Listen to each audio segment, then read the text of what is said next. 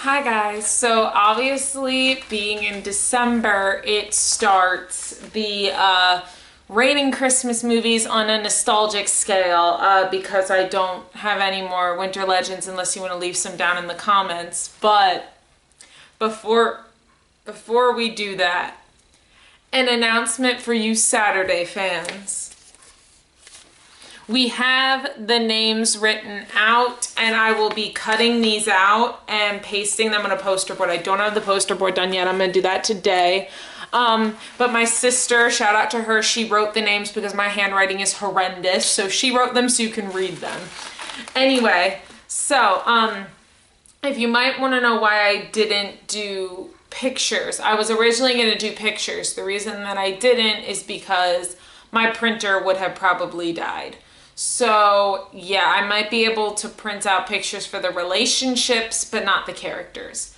So anyway, the way we're gonna do the rating Christmas movies on a nostalgia scale is we're gonna have a scale 1 to 10 for nostalgia, and then we're going to read the plot and then rate it on the scale. It's kind of like the horror movies one. But I'm doing this because I don't have any more scary Winter Legends. So again, if you want me to talk about some, leave them in the comments, but for now we're gonna do this. So let's jump into Rudolph the Red-Nosed Reindeer TV special movie. This holds a special place in my heart.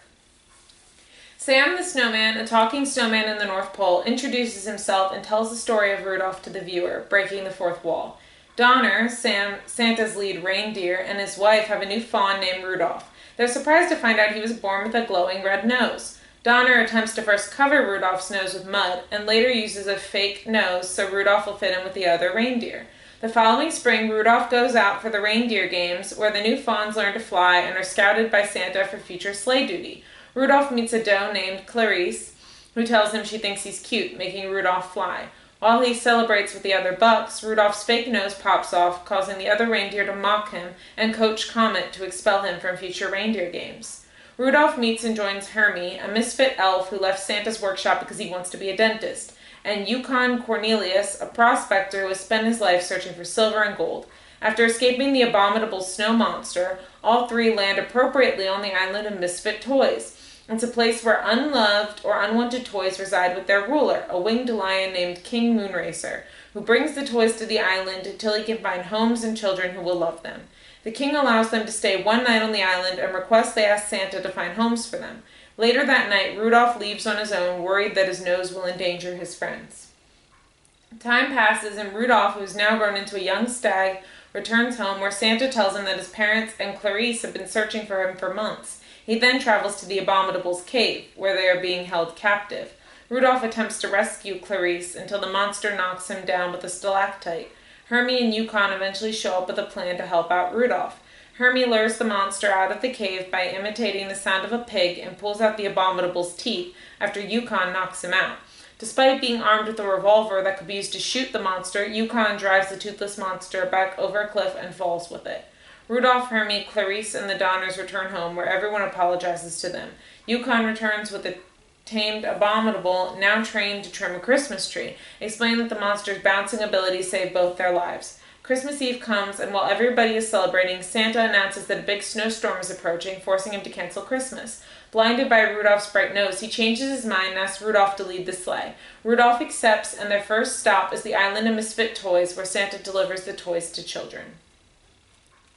So, obviously, that was the story of Rudolph. On the nostalgia scale, I'm going to give this one a 10 out of 10. I remember watching this when I was younger, and Burl Ives as the, great Christmas classic. I did want to say something when reading about Rudolph.